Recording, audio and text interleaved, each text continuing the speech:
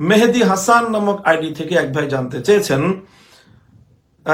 আমাকে একজন মাওলানা সাহেব বলেছেন আল্লাহ সর্বশক্তিমান, এই কথাটা বলা নাকি শিরক। এখন প্রশ্ন, আমরা অনেকেই বিভ্রান্তিতে আছি, কারণ আমরা তো সর্বশক্তিমান বলি। দয়া করে প্রশ্নটির উত্তর জানালে উপকৃত হব। প্রিয় মেহেদি হাসান ভাই, আল্লাহ রাব্বুল আলামিনকে সর্বশক্তিমান বলতে কোনো সমস্যা আছে বলে যিনি আপনাকে বলেছেন, আমাদের মতে এই কথাটি সঠিক নয়। এবং আল্লাহ রাব্বুল আলামিনকে সর্বশক্তিমান বললে শিরক হবে, এ বক্তব্যটিও সঠিক নয়।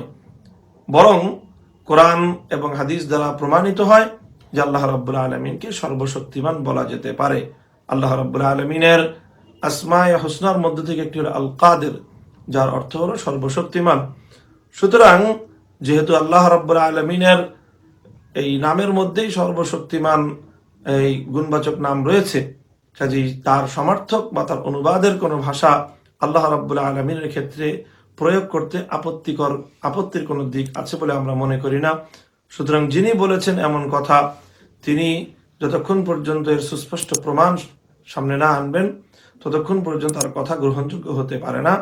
এবং আল্লাহ রাব্বুল আলামিনকে সর্বশক্তিমান বলতে শিরক হওয়ার কোনো সম্ভাবনা বা কোনো আশঙ্কা দেখছি না, কারণ এই কাজে যে কেউ সর্বশক্তিমান হিসেবে আল্লাহ রাব্বুল আলামিনকে আখ্যায়িত করতে পারে।